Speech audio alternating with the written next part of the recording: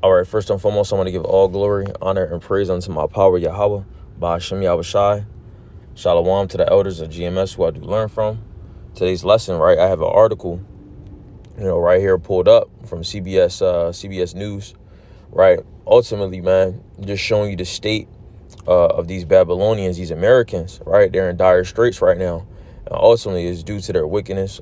Ultimately, really talking about these heathens, as well as Jake, but these heathens, right? These once proud Americans, the Heavenly Father is starting to place these curses upon our enemies, like it says in Deuteronomy chapter 30, verse 7, where, it says right here in the article, 6 in 10 Americans don't have $500 in the savings. Now, how do you profess to be the greatest country on earth, right? The greatest society on earth, and over 60%, over 60% of your citizens can't even afford, an unexpected bill if something were to arise, and you see that the cost of living continues to rise, food prices continue to rise. So these Babylonians are in dire straits with no relief in sight, right? And these chief economists, these people that get on the news and whatnot and tell you about the state of the economy and whatnot, they're telling you that it's only going to get worse, and they're just saying what we saying, but ultimately we're saying it with the scriptures. It's not going to get better, right? For the people of this world, it's not going to get better. But for those of us who are of the remnant, the elect, which I don't want to rock this out, I am, as well as you brothers of the elect and everybody else, of course, that don't make the elect the remnant, man, right? Speaking of the women and children and the men that don't make the elect, right? So I'm gonna go ahead and read this article. It says 6 in 10 Americans don't have $500 in the savings. If you were suddenly hit with a $500 unexpected bill, would you be able to cover it? If the answer is no, you are not alone. Nearly 6 in 10 Americans don't have enough savings to cover a $500 or $1,000 unplanned expense, according to this new report. Right, so this is only 41% of adults reported having enough in their savings to account for a surprise bill of this magnitude. A little more than 20% said they would put it on a credit card. The report said while 20% would cut their spending and 11% would turn to friends or family or financial assistance. And that's a horrible state for America to be in, right? And this is how you understand that this society is not sustainable, right? When you got majority of the American population, suffering from things like this. Even back in 2022, I think it was like 60. You can Google it. 60. I think it's like 63% or damn near 70% of Americans live in check to check, right? Where of course that there's always been a certain demographic that was living check to check in America, and people still got by. But now it's coming to people that it usually never came to, and in numbers, of the majority now, right? So how is that sustainable? And it's not, man, right? And ultimately, this is a sign that the Heavenly Father, He's about to bring it into this place, man, right? So I have this right here in 2 Ezra 16 and verse 18. It says, the beginning of sorrows and great mournings, the beginning of famine and great death, the beginning of wars, and power shall stand in fear, the beginning of evils. What shall I do when these evils shall come? Which this is Ezra, the prophet Ezra speaking. He's going to be provided and taken care of, if Ezra, is back here reincarnated right now, right? So basically, Ezra is basically saying it's going to be so bad that these people not going to know what to do, right? There's going to be a lot of famine, a lot of great death, and we see that starting to manifest, right? With these food prices continuing to rise, the farmers, their crops, aren't yielding the same crops that it would some years ago, prior to this whole war in Ukraine and whatnot. Fertilizer being more expensive, feed for the cattle being more expensive, and then you have these egg shortages and chicken shortages and different things like that, right? So you could see a famine on the horizon, right? And I touched on it a lot, I believe, like in 2022 in September. Right, the UN food chief said that if the food availability, if the food pricing problem is not fixed before 2023, there will be a food availability problem going into 2023, and we see that actually taking place, man. So famine is on the rise, man, and you see how throughout history and the scriptures, the Heavenly Father, when He would destroy or punish people or a group of people, he would send a plague or a famine, right? And the Heavenly Father, he's about to send all of this, man. Right, verse 19, it says, behold, famine and plague, tribulation and anguish are sent as scourges for amendment, right? And then not only would he also send famine, but he will also, cause inflation to happen as well, hyperinflation. And you see hyperinflation in the scriptures as well in 2 Kings, the 6th chapter, right, in Samaria, right? So you see, just because, this is like modern day time, it's still the same stuff going on as back in the ancient world, but under a different, under a different way. But it's still the same concept. People ain't got no food to eat, and then the food that is left is going to be so super expensive, it's damn near unattainable, right? I'm gonna get that as well. I don't want to Radazah. It says, behold, 2 Ezra 16 and verse 19 says, behold, famine and plague, tribulation and anguish are sent as scourges for amendment. But for all these things, they shall not turn from their wickedness, nor be always mindful of the scourges, right? Because the Heavenly Father sends these things for correction, right? But ultimately, these people are not going to change. So, like it's prophesied in Zechariah the 13th chapter, the Heavenly Father is just going to do away with, 2/3 of our people, man, right? Destroy them. And then also, like it says in Isaiah the 13th chapter, he's just gonna destroy the sinners thereof off the earth, especially out of America, Babylon, man, right? So not off the earth, because he's not gonna kill everybody on the earth. I don't want to push that. I don't want to put that in your head. Essentially, what that's talking about is basically wiping these people from out of Babylon, because that's really what I'm talking about, the destruction of America, Babylon, right? So continuing on, verse 21, behold, victuals shall be so good cheap upon earth, they shall think themselves to be in good case. And this is what everybody was thinking during the health crisis. Everything was cheap. Everything was on discount. Stimulus checks were going out. PUA, all that money was just flushing out. So people had an influx of money, and then goods were relatively cheap, right? So they thought themselves to be in good case, right? But let's continue. It says, and even then shall evils grow upon earth, sword, famine, and great confusion. So that actually happened, right? Famine was starting to increase. People having to choose between paying the rent and then paying for food, right? People were damn near paying almost double for their grocery bills, man, right? So ever since then, when people thought themselves to be in good case, when all that money was rolling in and prices were cheap, right? Evils grew upon the earth, right? Sword. So you see how swords started to grow upon the earth. What is that? Right, a lot of different crimes and people committing murders and things like that have been increasing. War has been increasing, right? Talks of World War III has been increasing, right? So all of these things are prophecy. It's following the scriptures. So we see that measuring the time diligently in itself, we don't have much time left here in this captivity. So it's all about to be over. So understanding that, we should be delighted in hearing about these things, right?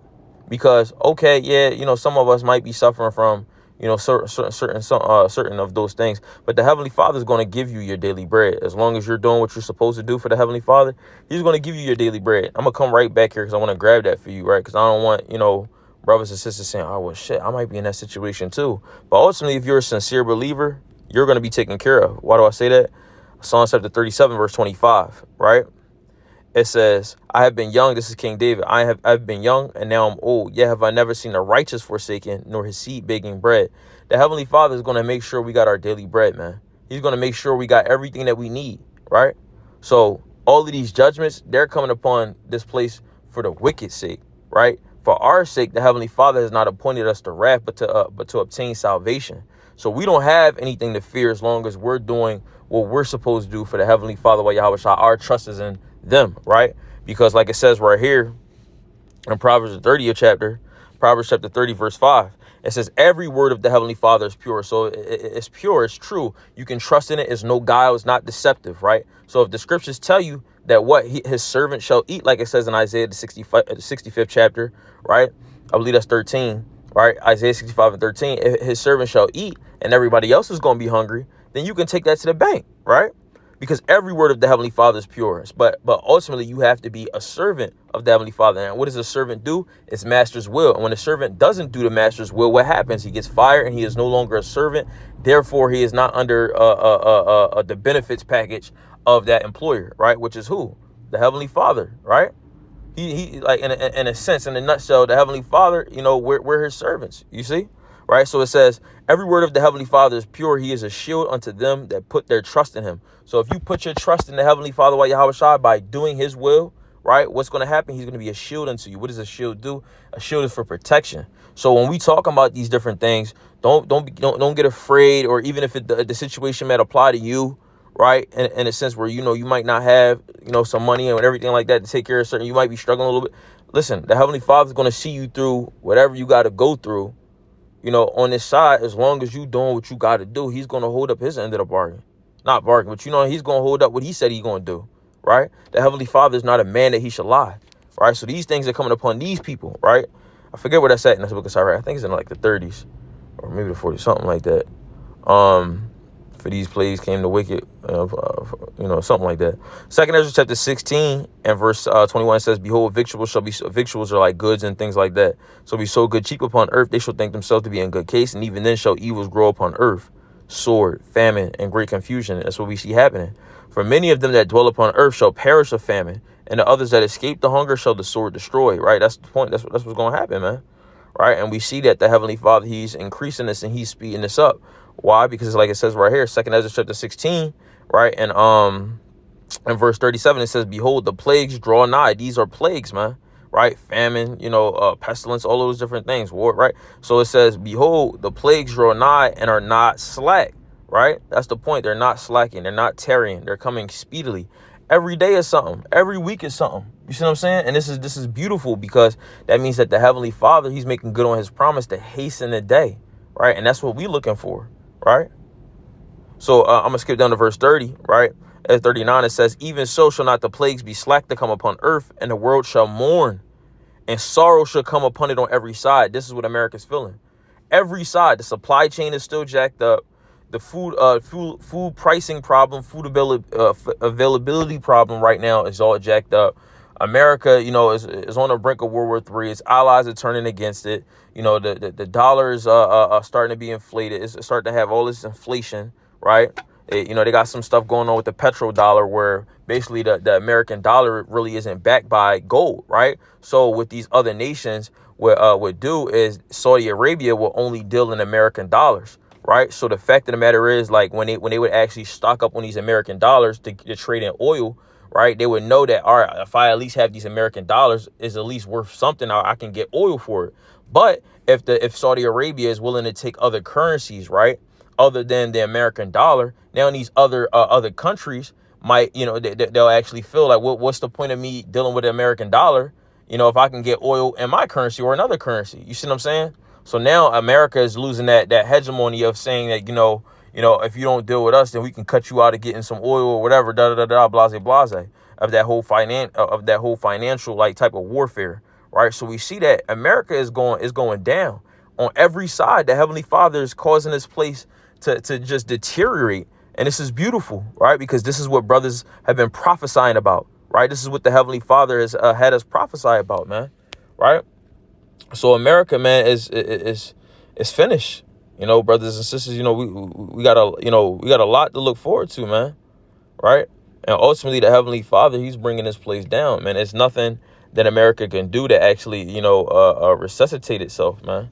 Right? And I'll go ahead and grab that in Jeremiah, the 51st chapter. Right? Jeremiah chapter 51, verse 8. It says, Babylon is suddenly fallen and destroyed. Howl for her. Take balm for her pain, if so she may be healed. Balm is a healing ointment, right? But basically, in this type of term, is no type of stimulus package, no type of bill, no type of funding, right? No type of raising the debt ceiling, nothing that this place can do to resuscitate it, right? So ultimately, America is a sinking ship, right? And ultimately, the Heavenly Father is starting to speed up that growth of it's like that speed in which the ship is sinking, right? And it says, and the deeper we get, the deeper America gets, the faster it's going to go, right? It says, we would have healed Babylon, but she is not healed. Forsake her. Let everyone go into his own country, for her judgment reacheth unto heaven and is lifted up even to the skies. And this is what's starting to sink into the minds of some of these people.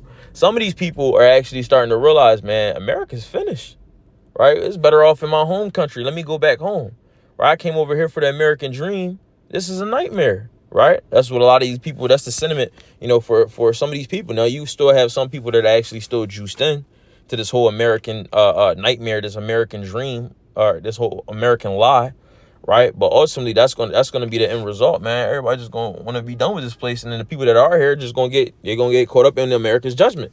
You see, but ultimately, this shows that this place is it's finished, man. It's not sustainable. You got a lot of elderly people actually, dipping into their retirements. Elderly people right now, if they're like 65, based on like, a lot of different stuff with like the hospitals and health and things like that. People that's like 65 might even live to like 80 years old. So now you have to have retirement saved up for the next 20 years if you're 65. When a lot of people don't even have enough money, to last themselves 20 years in retirement. A lot of people lost a lot of their money in the stock market, man. A lot of people lost their money in Bitcoin and different things like that. So you see, man, a lot of these elderly people have to go back to work, man. Right. So, man, this place is finished, man. And whereas though with some of the younger generation, majority, a lot of I forgot the actual percentages, but a lot of young people can't even see themselves living on their own. Right. A lot of young people, had to go back and live with their parents, man. Why? Because, things are just so expensive. And sometimes nowadays, you really need like multiple jobs.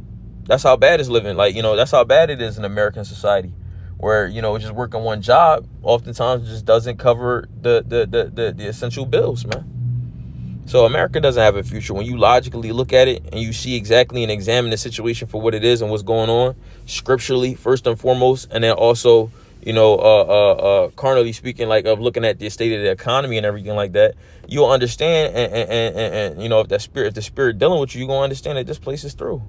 So, if you holding on to this thing, man, it's a sad state. So I'm gonna go ahead and end off there. And I sincerely pray that you, sincere-hearted true believers, were edified, exhorted, and comforted. We are almost home. We don't got much time left. We almost up out of here. Akim Akwaf. Shalom.